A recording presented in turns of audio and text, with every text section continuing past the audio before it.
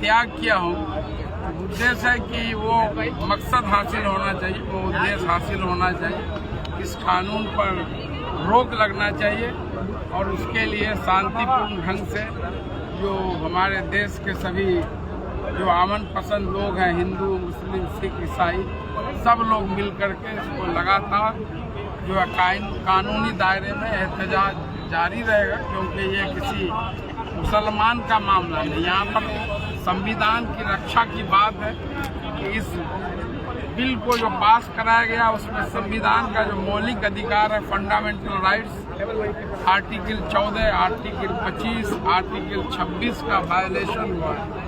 Parliament को कानून पास करने का अधिकार है, लेकिन संविधान के दायरे में, संविधान के जो मूल ढांचे में वो कोई छेड़खानी नहीं कर सकता है। और अल्हम्दुलिल्लाह 2 दिन जो सुप्रीम कोर्ट में जो बहस हुई, तो चीफ जस्टिस संजीव खन्ना साहब, जस्टिस संजय कुमार साहब, जस्टिस पी.वी. सावंत कुमार साहब ने सरकार के जो solicitor general of India Tushar Mehta थे, जो उनका खंडपीठ का जो सवाल था संविधान के ढांचे को बदलने का, उसके पास कोई जवाब नहीं था। पहले 1 दिन का आधे घंटा टाइम मिला, फिर 1 दिन और 1 सप्ताह का वक्त दिया गया है।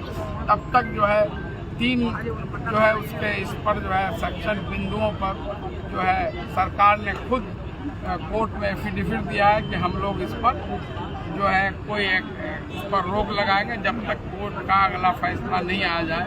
5 मई को फिर से सुनवाई है और जिस तरह से कोर्ट का रुख है, मुझे लगता है कि उन्होंने जो कानून को बनाने में, इस बिल को पास करने में जो हेराफेरी की है, वो सब उसके पकड़ में आ गया है। इसलिए वो अगर उनके पास जवाब होता जब बिल को पास कर किए हैं, और जो हमारे विधि मंत्री, अल्पसंख्यक कल्याण मंत्री केंद्र सरकार किरण रिजिजू जी का भाषण आप सुने होंगे पार्लियामेंट में, वो कह रहे थे 87 लाख आवेदन लोगों से पत्रचार के माध्यम से उस पर जो है जांच कर, विचार विमर्श कर, तब ये बिल जो है जेपी के सुनवाई के बाद तब ये आया है। अगर ये बात अगर सही रहता तो फिर सुप्रीम कोर्ट में सरकार की इतनी किरकिरी नहीं होती। सर, नीतीश कुमार का दामन आपने छोड़ दिया है और कई पार्टियों का आपको ऑफर आ रहा। अभी वो बात की बात है। अभी ये जिस कारण से मैंने इस्तीफा दिया है, मेन वो कारण है। एमएलए एमपी बनते रहेंगे, आते रहेंगे, संविधान ही नहीं रहेगा तो एमएलए एमपी क्या करेगा? मतलब सर, सड़क तक लड़ाई चलेगा। आपकी लड़ाई जो है सर, सड़क तक चलेगा। तब आज तो हम आई पहले भी है, जिस दिन अगस्त 2024 में ये बिल को लोकसभा में पहली बार पेश किया गया, और उसी दिन 44 पेज का वो बिल है अंग्रेजी में, मैं उसको मंगाया। मैं पटने में था और अपनी सरकार से, अपनी पार्टी के लोगों से मैं जेपीसी तक गया हूँ। जेपीसी के जो अध्यक्ष थे जो और उसके जो संयुक्त सचिव थे, सबको बाई मेल, बाई जो है रजिस्टर्ड डाक और जो वक्फ बोर्ड के थ्रू भी 14 बिंदुओं पर जो है आपत्ति दर्ज किया। फिर मैं माननीय सर्वोच्च न्यायालय भी गया और 2 दिन जब सुनवाई हुई 16-17 अप्रैल को, मैं जो है खुद जो है कोर्ट नंबर 1 मैं खुद पूरे प्रोसीडिंग में वहाँ खुद गवाह हूँ कि जिस तरह से सवाल वकील तो ठीक है, जिन्होंने 73 रिट याचिका उस दिन तक दायर हुई थी उनका तो ठीक है, लेकिन जो खुद जजेस सवाल कर रहे थे, चीफ जस्टिस जो सवाल कर रहे थे, तो सरकार के जो सॉलिसिटर जनरल है तुषार मेहता को जवाब नहीं। उनसे पूछा गया आप क्या किसी मंदिर ट्रस्ट में मुसलमान को मेंबर बनाएंगे, जबकि मंदिर ट्रस्ट एक्ट में है कि कोई भी उसका जो अध्यक्ष डीएम होता है, अगर डीएम मुसलमान होगा तो वो उसका अध्यक्ष नहीं हो सकता है। फिर आप जो है वक्फ एक इस्लामिक कंसेप्ट है, उसमें फिर आप कैसे गैर मुस्लिम को रखेंगे? खुद ये चीफ जस्टिस ने सवाल किया, उसी के लिए वो टाइम पर टाइम ले रहे हैं।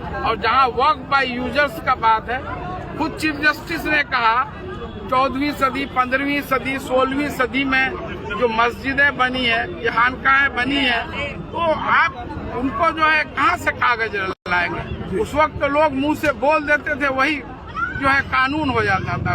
वक्फ कर दिए, वो वक्फ के रूप में इस्तेमाल हो जाता।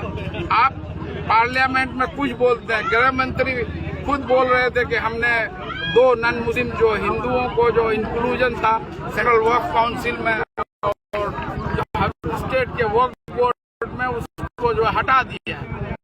देख लीजिए, भी वो गजट नोटिफिकेशन में वो आ गया। सर क्या लगता है मोदी सरकार झुकेगी? झुकेगी, नहीं झुकेगी तो वोट उसको झुकाएगी, जनता ही सब कुछ है।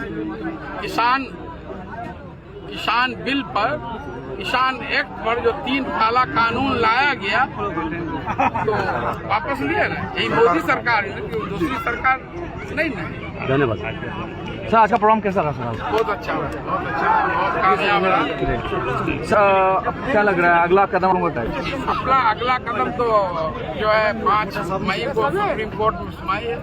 फिर जब अमीर शरीयत अभी एक गाइडलाइन जारी किए, फिर और भी गाइडलाइन आएगा, उस हिसाब से मुसलसल अपना सेकुलर नेचर बना करके इसका प्रोटेस्ट लगातार जारी रहेगा, ताकि सरकार को मजबूर होकर ये कानून वापस लेना पड़े।